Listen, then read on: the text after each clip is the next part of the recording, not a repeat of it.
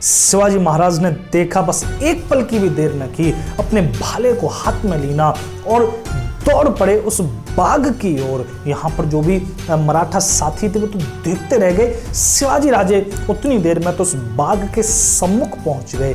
तो अभी तक हमने बात की कैसे शिवाजी महाराज ने बीजापुर में जब सुल्तान को झुककर सलाम नहीं किया, तब इन मराठाओं का वो सोया हुआ स्वाभिमान जाग उठा। इसी विद्रोह, इसी बगावत की आशंका के कारण यहाँ आदिल शाह ने शाहजी महाराज को आज्ञा दी बंगलौर जाने की। तब शाहजी महाराज बंगलौर के लिए उपस्थित होते हैं और माता जीजाबाई को वे आज्ञा करते हैं पुणे जाने की। माता जीजाबाई 10 वर्ष पश्चात अपने पति से मिली हैं। यहाँ पर कुछ महीने गुजरे हैं चैन के और फिर उन्हें अपने पति शाहजी महाराज से अलग होना पड़ रहा है। उदास है माता जीजाबाई, लेकिन समय उपस्थित हुआ। यहाँ शाहजी महाराज अपना लश्कर, अपना काफिला सजाकर बंगलौर के लिए जाने को तत्पर होते हैं और माता जीजाबाई यहाँ शिवाजी महाराज के साथ और दादाजी कोंडदेव के साथ, बाकी कुछ सरदारों के साथ पुणे जाने को उपस्थित होती हैं। दोनों ही विपरीत दिशाओं में। शाहजी महाराज बंगलौर के लिए, माता पुणे के लिए निकलती हैं। जब उस बीजापुर नगर की सीमा पर माता जीजाबाई पहुंची तो अपने उस पालकी के पर्दे को हटाकर बीजापुर नगर की ओर देखती हैं। उस नगर के गढ़ के ऊपर फहरा रहे उस आदिल शाही पताका को देखती हैं और मन में एक संकल्प जागता है। कैसा संकल्प? वैसा ही संकल्प जैसा संकल्प कभी पाटलिपुत्र में घनानंद के महलों से निकलते हुए आचार्य विष्णुगुप्त चाणक्य ने लिया था। वैसा ही संकल्प यहाँ माता जीजाबाई के मन में आता है। माता जीजाबाई के समीप ही घोड़े पर चल रहे वे शिवाजी राजे भी अपनी माता को निहार रहे हैं। माता कहाँ देख रही है, इस दृश्य को निहार रहे हैं। तब यहाँ शिवाजी महाराज के भी मन में वही संकल्प जागता है, माँ तुम निश्चिंत रहो, एक दिन इस संपूर्ण राष्ट्र को मैं भगवा मैं कर दूंगा। एक संकल्प ही तो इन महापुरुषों को महान बनाता है। जानवर और हम में क्या भिन्नता है? मन की भिन्नता है, लेकिन उस मन में जब कोई शुभ संकल्प जागृत हो जाता है तब वो व्यक्ति उन मनुष्यों में भी महान बन जाता है। वरना करोड़ों की भीड़ में तो हम अपने आप को खो ही चुके हैं। तब मैथिली शरण गुप्त लिखते हैं कि नर हो न निराश करो मन को, कुछ काम करो, कुछ काम करो, जग में रहकर कुछ नाम करो। यह जन्म हुआ किस अर्थ हो, समझो जिसमें यह व्यर्थ न हो, कुछ तो उपयुक्त करो तन को, नर हो न निराश करो मन को। तब यहाँ पर शिवाजी महाराज माता जीजाबाई के साथ पहुँचते हैं पुणे में, लेकिन पुणे पूरी तरीके से यहाँ पर खंडहर हो चुका था, जलाकर राख कर दिया गया था बीजापुर के द्वारा ही। क्या हुआ था, जब शाहजी महाराज अहमदनगर के साथ थे तब उन्होंने बीजापुर के कुछ हिस्से पर अधिकार कर लिया था। तब बीजापुर से एक सेनापति जाता है मुरार जगदेव पुणे पर आक्रमण करने के लिए, क्योंकि शाहजी महाराज की वो जागीर थी। तब मुरार जगदेव यहाँ पर पुणे पर बड़ा आतंक ढाता है, महलों को खंडहर बना दिया जाता है और यहाँ पर गधों को लगाकर हल चलाया जाता है उस जमीन में, जो एक बड़े ही असुकून का सूचक थी। और जो उस गांव की कुलदेवी थी उनके चौक में रंभा गाड़ा जाता है। रंभा का मतलब एक लोहे का खंभा गाड़ा जाता है, ये भी एक बड़ा ही असुगुन का सूचक था। तो ऐसी यहाँ पुणे की स्थिति हुई पड़ी है। तब ऐसे में ही यहाँ शिवाजी महाराज अपने उस काफिले के साथ पुणे में प्रवेश करते हैं। चारों तरफ वो बिखरे हुए खंडहर ही बताते थे कि यहाँ इमारत कितनी बुलंद थी। खंडहरों में भी झाड़ियां उगाई थी, उन झाड़ियों पर भी पीले पीले पुष्प खिल रहे थे, मानो हंसकर कह रहे हों कि अंत में जीतती प्रकृति ही है। तब यहाँ पर शिवाजी महाराज ने प्रश्न किया, क्या यही जागीर है हमारी, हमारा महल कहाँ है? तब दादा कोंडदेव बोले। दादा कोंडदेव माता जीजाबाई के बाद दूसरे वो व्यक्ति हैं जिन्होंने शिवाजी महाराज के उस जीवन को गढ़ा है। शिवाजी महाराज के भीतर वो नीति, नियम, सिद्धांत जिन्होंने बीज रूप में आरोपित किए हैं वो दादा कोंडदेव ही हैं। तब दादा कोंडदेव यहाँ शिवाजी महाराज से बोले, राजे तुम्हें अच्छे से मालूम है, जो पत्थर, छेनी और हथौड़ों की मार सह जाता है, जो मूर्ति बन जाता है, वही देवालय में स्थापित होता है, उसी पर अभिषेक होता है, उसी के चरणों में ये दुनिया झुकती है। लेकिन जो पत्थर, छेनी और हथौड़ों की मार खाकर टूट जाता है उसका तो उपयोग केवल उस देवालय की सीढ़ियों में होता, लोग उस पर पैर रखकर चढ़ते हैं। इसीलिए राजे श्रेष्ठ के लिए संघर्ष प्रकृति का नियम है। तुम्हें स्वयं जागीर बनानी होगी, जागीर से राज्य बनाना होगा और राज्य से इस राष्ट्र का निर्माण करना होगा। तब शिवाजी महाराज समझ गए।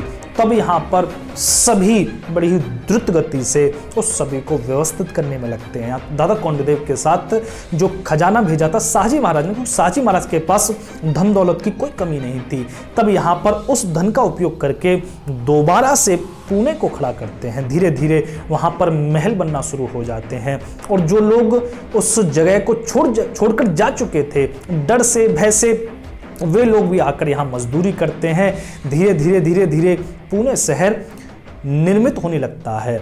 यहाँ पर दादा कोंडदेव को भगवान गणेश की एक मूर्ति भी प्राप्त होती है जो बच गई थी खंडित होने से, तो उसका एक भव्य वहाँ पर मंदिर बनाया जाता है। लाल महल नाम से वहाँ पर एक महल बनता है जिसमें मातोश्री जीजाबाई के साथ छत्रपति शिवाजी महाराज निवास करते हैं। यहाँ पर पुणे बन चुका है, लेकिन बिना खेती के खाएंगे क्या? किसान अब भी इस जगह में आने को तैयार नहीं है। क्यों नहीं आने को तैयार? क्योंकि वो इस जगह को बड़ा ही असगुनपूर्ण मानते हैं, क्योंकि इसमें एक तो गधों से हल जुतवाया गया था, दूसरा यहाँ पर वो रंभा गड़ा हुआ है, वो लोहे का खम्मा गड़ा हुआ है। जब तक ये है तब तक किसान यहाँ पर नहीं आएंगे।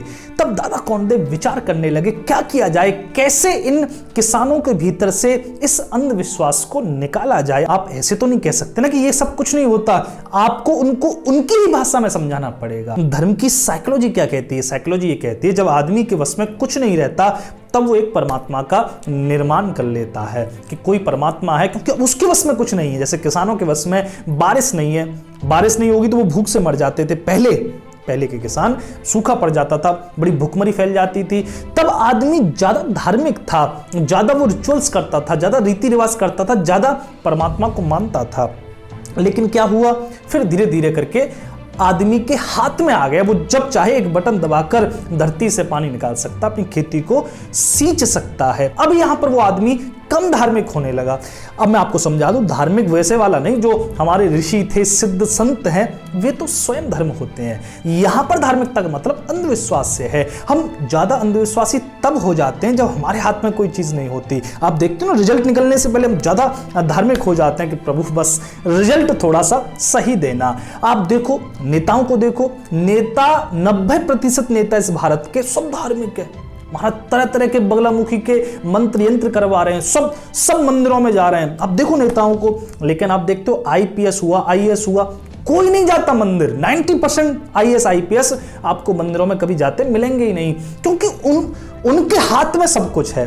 नेताओं के हाथ में कुछ नहीं है। उनको पता है कि एक वोट दबेगा कहीं और पहुंच जाएंगे वो। ऐसे ही अगर आप देशों को देखोगे तो जो गरीब देश है वो ज्यादा धार्मिक है और अमीर देश उतना ही नास्तिक है।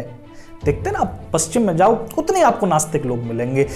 गांव से शहर में जाओ, गांव में लोग ज्यादा धार्मिक हैं और वहां पर शहरों में लोग नास्तिकता की ओर बढ़ रहे हैं, क्योंकि वहां पर शहरों में सब कुछ उनके हाथ में आ गया है।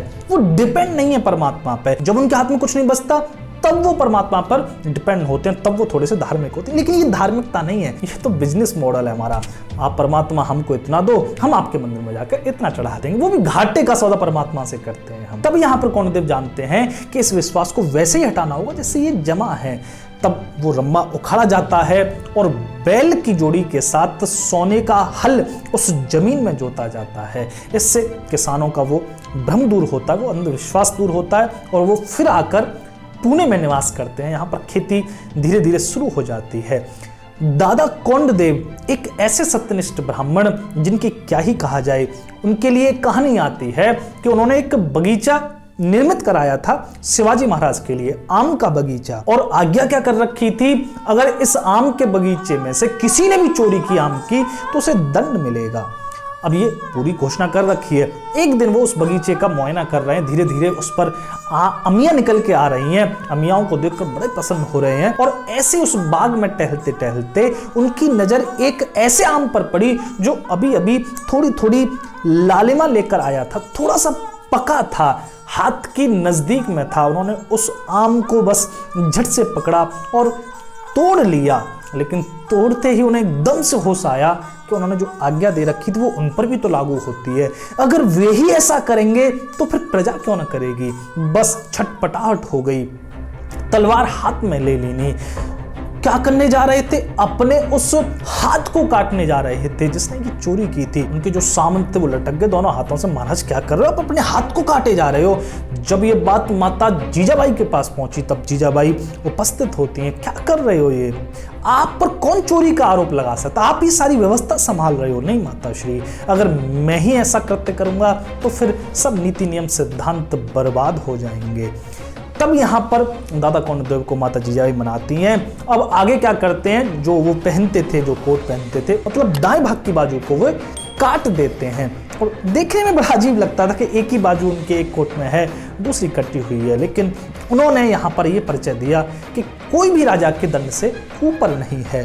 तो यहाँ पर ये दादा कौंडदेव उस पुणे को संभाल रहे हैं। धीरे धीरे धीरे समय बढ़ रहा है। शिवाजी महाराज का पहला विवाह हुआ सईबाई निम्बालकर से। सईबाई ही वो माता थी जिन्होंने संभाजी जैसे वीर पुरुष को जन्म दिया। तो पहला विवाह यहाँ पर शिवाजी महाराज का होता है। फिर बंगलौर से निमंत्रण आता है। शाहजी महाराज बंगलौर में रह रहे थे अपनी दूसरी पत्नी तुकाबाई के साथ।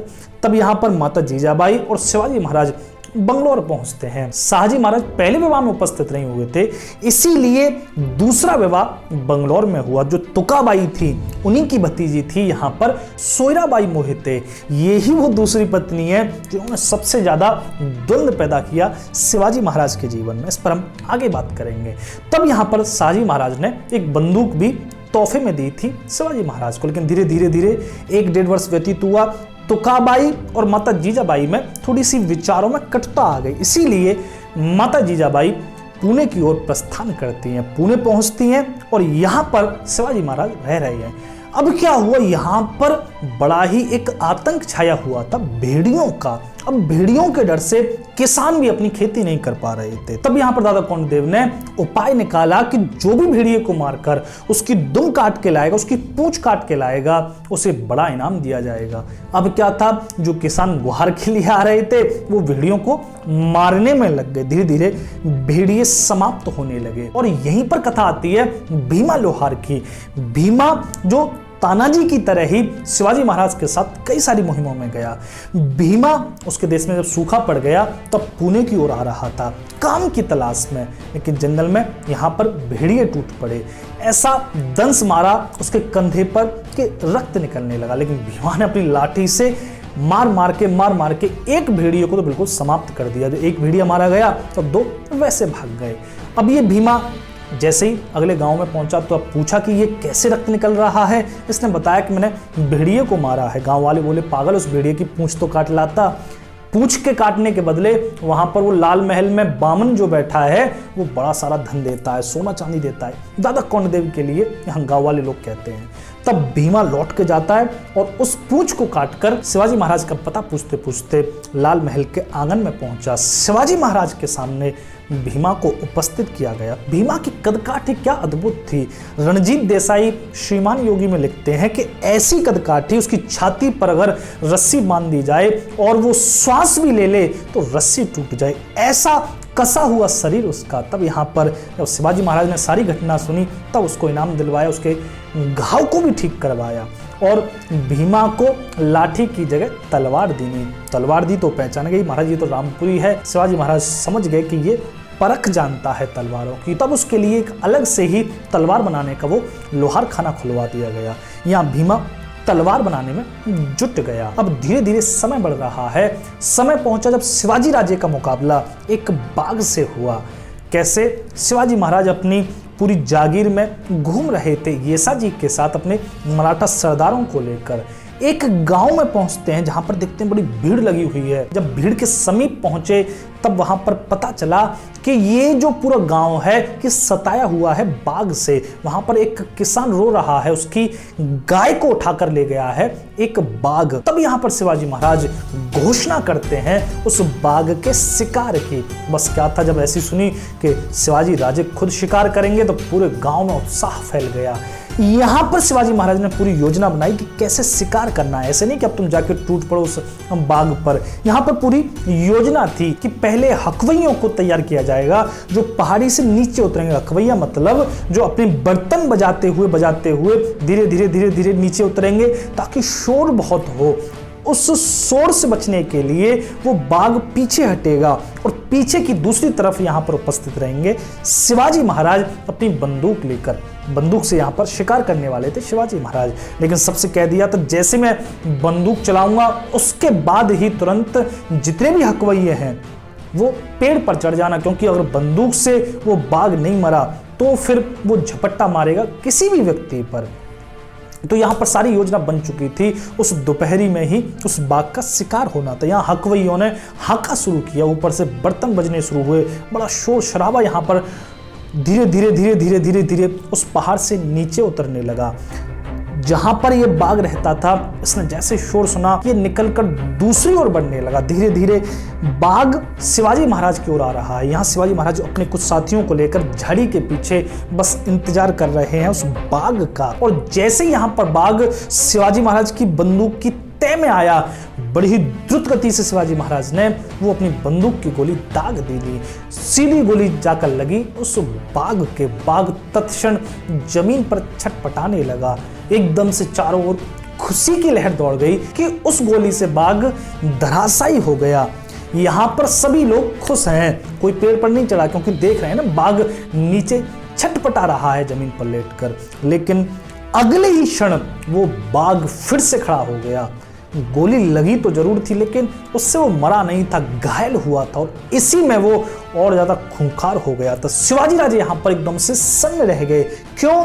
क्योंकि अब ये बाघ किसी हकवइये पर, किसी व्यक्ति पर आक्रमण करेगा, क्योंकि घायल सिंह और बाघ ये और ज्यादा खतरनाक हो जाते हैं। शिवाजी महाराज ने देखा, बस एक पल की भी देर न की, अपने भाले को हाथ में लीना और दौड़ पड़े उस बाघ की ओर। यहाँ पर जो भी मराठा साथी थे वो तो देखते रह गए। शिवाजी राजे उतनी देर में तो उस बाघ के सम्मुख पहुंच गए। यहाँ शिवाजी महाराज और उस बाघ में बड़ा ही द्वंद्व चलने लगा। शिवाजी महाराज पूरी ताकत और फुर्ती से भाले के अनेकानेक प्रहार उस बाघ पर करने लगे। बाघ भी यहाँ पर झपट रहा है, शिवाजी महाराज भी यहाँ पर झपट रहे हैं। उस जंगल के मध्य में एक अद्भुत शौर्य का प्राकट्य हो रहा है। शिवाजी महाराज उस बाघ से ऐसे लड़ रहे हैं जैसे कोई सिंह का ही शावक हो। तब यहाँ पर शिवाजी महाराज ने अंत में उस भाले को लेकर ऐसा गर्दन पर प्रहार किया उस बाघ की कि वो भाला उस गर्दन को चीरकर आर पार हो गया। वो बाघ नीचे जमीन पर गिर पड़ा। तब यहाँ पर सांस लौटी मराठा सरदारों की। यशा जी पास आकर देखते हैं कि वो जो बाघ था वो बाघ नहीं था, एक्चुअल वो बाघिन था, मतलब बाघिन थी। तब यहाँ पर पता लगता है कि उस बाघिन के दो शावक भी थे, दो बड़े बड़े प्यारे प्यारे शावक थे। तब शिवाजी महाराज उन शावकों को अपनी गोद में ले लेते हैं और इन दोनों ही शावकों को वे अपने साथ फिर पुणे ले जाते हैं। और यहाँ पर जो बाघिन थी, एक बड़े बूढ़े एक व्यक्ति आते हैं गांव के, वो पहले तो इसकी मूछें उखाड़ते हैं इस बाघिन की और चकमक पत्थर पर घिसकर उसको जला देते हैं, क्योंकि ये जहरीली समझी जाती थी और ये एक तरीके से टोटका होता था, जला देते हैं। हालांकि मुझे टोटके से याद आया कि बाघिन की या बाघ की मूछों के लिए तो बाघों को बहुत ज्यादा मारा भी गया है। आप बहुत सारी ऐसी रिपोर्ट देख सकते हो कि बाघ की मूंछों से ताबीज बनता है। ये पता नहीं तांत्रिक लोग पता नहीं किस किस से ताबीज बनाते हैं। तो बाघ की मूंछों के लिए, उसके ताबीज बनाने के लिए बाघों को मारा जाता है और फिर उसका ताबीज बनाकर ही पहनते, पता नहीं कौन सी इनको सिद्धि प्राप्त होती है उससे। तो ऐसा यहाँ पर ये घटना घटित हुई। अब शिवाजी महाराज के इसी कृत्य पर उस गांव का नाम ही बाघ मार पड़ गया। जहां पर बाघ मारा गया, बाघ मार उस गांव का नाम पड़ गया। तब शिवाजी महाराज उस बाघिन को भी साथ में लाते हैं पुणे, ताकि पुणे के भी लोग देख सकें कि कैसा शौर्य प्रकट किया है यहाँ शिवाजी महाराज ने। अब आगे जो घटना होने वाली है वो है कि कैसे शिवाजी महाराज ने 16 वर्ष की अवस्था में ही गढ़ को जीत लिया, एक किले को जीत लिया, जिसमें तानाजी भी थे साथ में। तो उसकी चर्चा अगली वीडियो में करेंगे। इस गाथा से आगे तक जुड़े रहें, शेयर करें जितना हो सके। बहुत बहुत धन्यवाद आप सभी का यहाँ तक सुनने के लिए। जय श्री राम, हर हर महादेव।